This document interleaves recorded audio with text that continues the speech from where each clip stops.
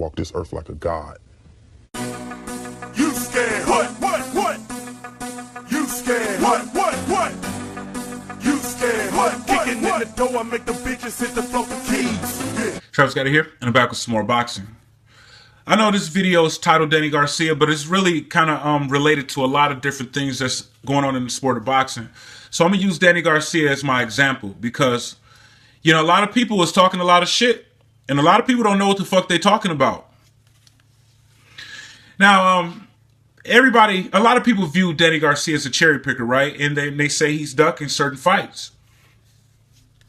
You know, I've had somebody tell me that Danny Garcia is ducking Errol Spence. Now, I guess you can kind of twist it up and say, hey, yeah, he should fight Errol Spence. Errol Spence is a name, you know, he's making a name for himself, and why not, right? But that's not how the sport works. If you tell me that Danny Garcia is ducking Errol Spence, I can tell you that you don't know anything about boxing. Okay, man. Now, let's stick to this example, right? Danny Garcia ducking Errol Spence. Now, Errol Spence is looking really good out here, right? He knocked out Bundu, who Keith Thurman went the distance with. He knocked out Algieri, who Pacquiao went the distance with. So he's making, you know, statements with these performances. And somebody was like, man, Danny Garcia is ducking that fight, man. He don't want to fight no Errol Spence. I was like, what the fuck is you talking about? Errol Spence is still coming up, but still, he's still like, he should fight him. You know, it'd be a good fight. Now, yeah, you know, of course, I would like to see the best fight the best. Yeah, we all would like to see that, right? But it don't exactly work like that. You see, you got fighters. Well, I think Errol Spence got over 20 fights now, but he hasn't ever been in any big fights. I guess you could argue the Algieri one, it had some thousands of people there. You know, not too many thousands, just like the Bundu fight. But Danny Garcia has been in numerous big fights, which, you know, like 13,000 people there. He can sell out in LA and Barclays and other places if he fight there.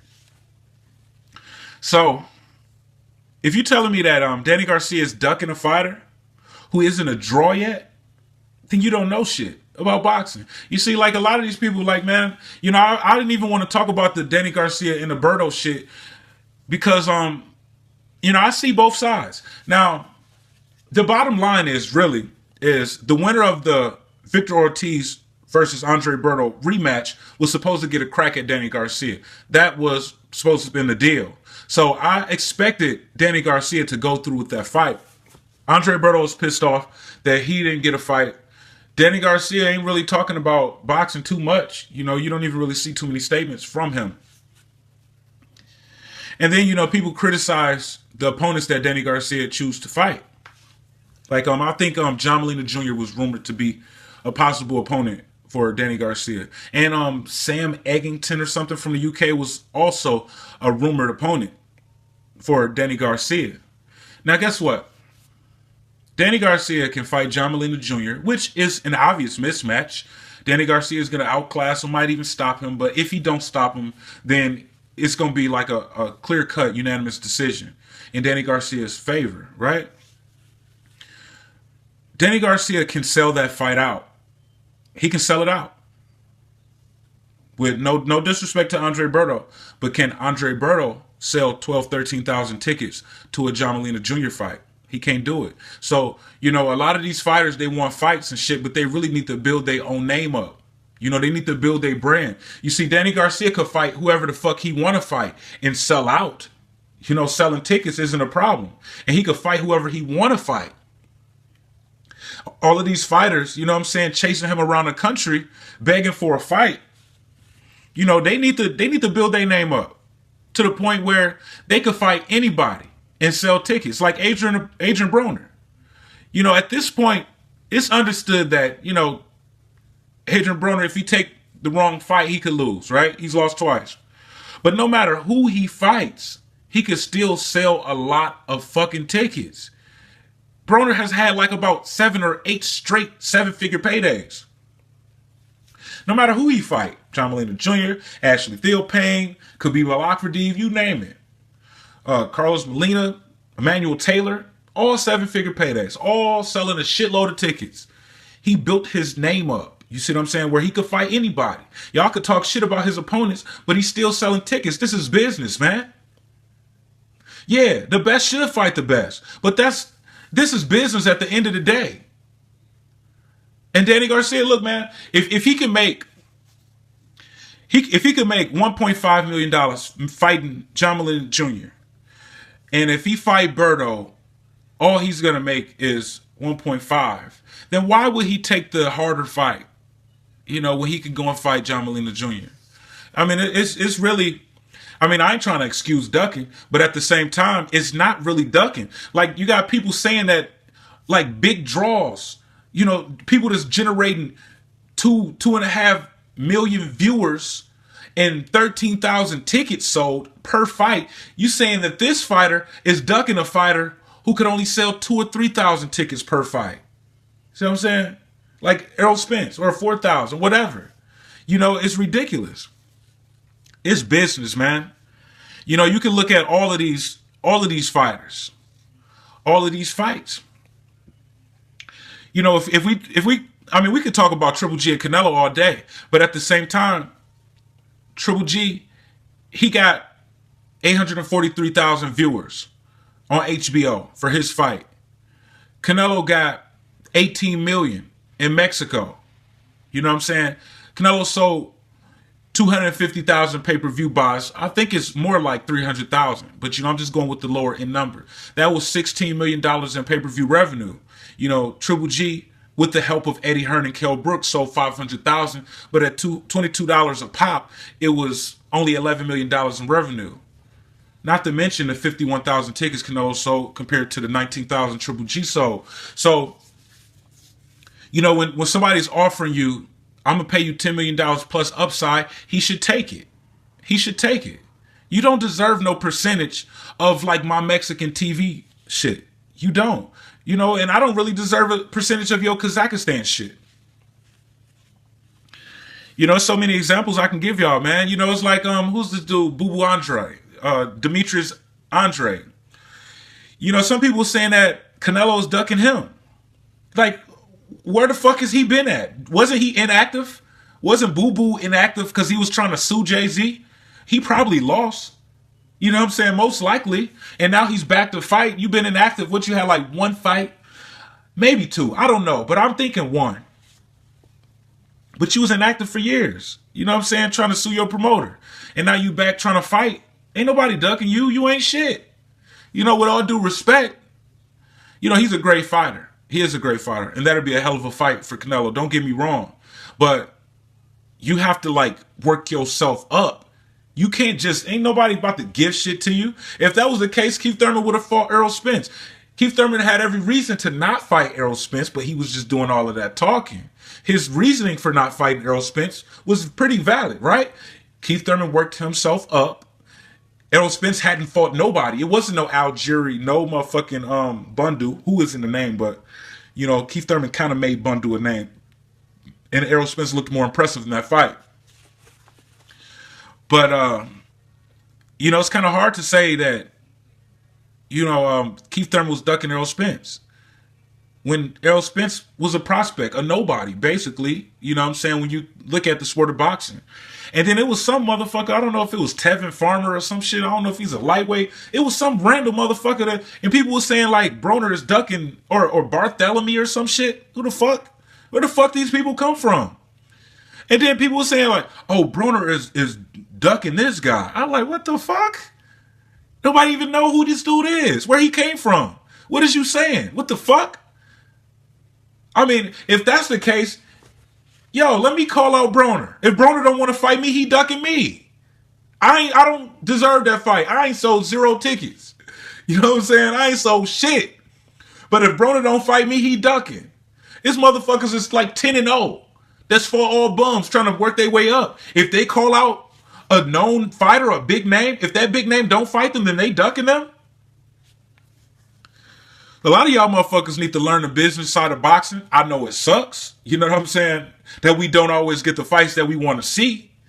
But, you know, it is business at the end of the day. It might be bad business in some cases, crooked business. Sometimes it might piss you off. Some of these negotiations piss me the fuck off. And then the fanboys piss me off even more because they excuse a bunch of bullshit. You got to look at it from both sides, man. And you know, when fighters do things, they take chances where they didn't have to take it for the money involved.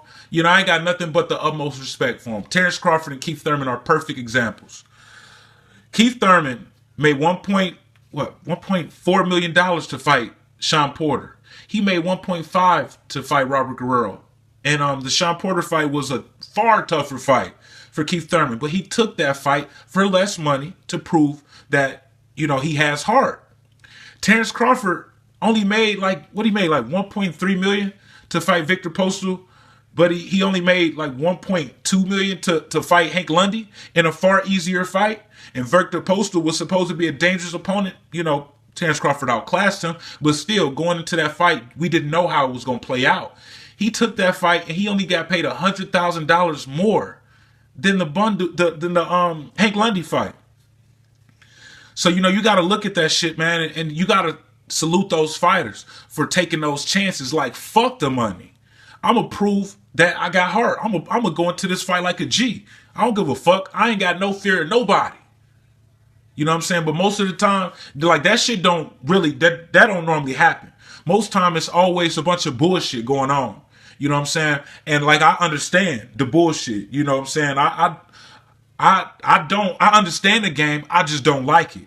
But that don't mean that I don't understand it. So before you say a fighter is ducking a fighter, you gotta know these fighters' numbers and shit. You gotta be in their pockets. You got to. You know, because some people would be like, man, I don't give a fuck about all that shit. I just want to see the fight. Well, like, how could you see the fight? This is what's stopping the fight. What you mean? You don't care about this shit. Okay, well then shit, shut the fuck up. You got to know. Like, let's say Berto, I ain't been keeping a track of his numbers. I know he made like 4 million against Floyd, and like maybe 700 some thousand against Ortiz or whatever. But let's just forget about his real numbers, okay? He won the Danny Garcia fight. Let's just say Berto has been he made like 500,000 for his last 3 fights. Speaking figuratively, okay?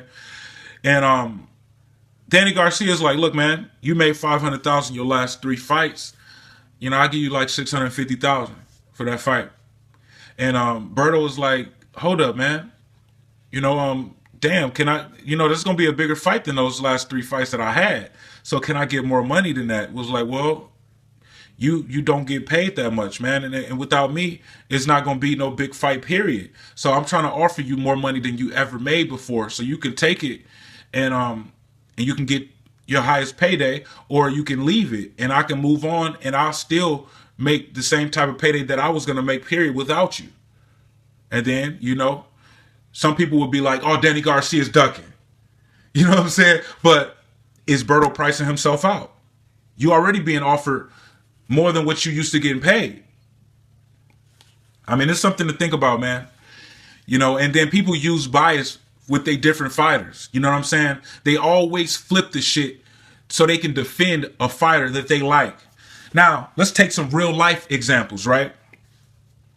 Now, Manny Pacquiao and Adrian Broner was in negotiations for a fight. And they offered Adrian Broner $4 million. And Adrian Broner has never made $4 million before. I think his highest payday was like $1.75 million against Maidana or something like that. I don't even think he hit $2 million yet. Now, when I said, look, he do deserve to get paid. Yeah, he deserved to get paid for that fight because that's going to be a big fight. Broner's going to sell the hell out of that fight. You know, and Bradley got paid $4 million for the third Pacquiao fight, which wasn't expected to sell. You know, and Broner should get paid. Yeah, if he wants $10 million, like they got that money there because that fight isn't going to sell just 400,000 pay-per-view buys. That's a really big fight. You know what I'm saying? And everybody's going to want to see what Lil Bro is going to do against Pacquiao. I don't know about the $10 million part, but I think he should get paid more than what Bradley got paid. People jump down my throat. You can look it up. You can look up the video. It's about as many dislikes as there are likes. Because I defended Broner saying that he deserves more money. Fast forward to Triple G and Canelo. Triple G is offered twice as big as payday. You got $5 million for Kell Brook. And you offered $10 million with motherfucking Canelo. And then they defend Triple G turning that money down. But they attacked Broner turning that money down. You see what I'm saying? That's why I don't even argue with boxing fans no more. You know what I'm saying? Like, if you agree with me, you agree with me. If not, then, you know, that's your opinion. Everybody has the right to have their own opinion. But I'm not about to be running in circles with you motherfuckers who always gonna defend your guy. It's like, no matter if I come with facts, I tell the truth. It's like motherfuckers is still, they gonna defend their guy no matter what. It's a waste of fucking time. Boxing channels is biased. They don't give a fuck. They gonna defend their guy no matter what. Boxing fans is biased. They gonna defend their guy no matter what. What the fuck is the point? So I just come on here, try to keep it as real as possible, tell y'all how I feel about this shit, and then I keep it moving, man. Because y'all same motherfuckers that attack me for saying that Broner deserves more money with Pacquiao, y'all motherfuckers defending Triple G not taking twice his highest payday for Canelo. It's ridiculous, man.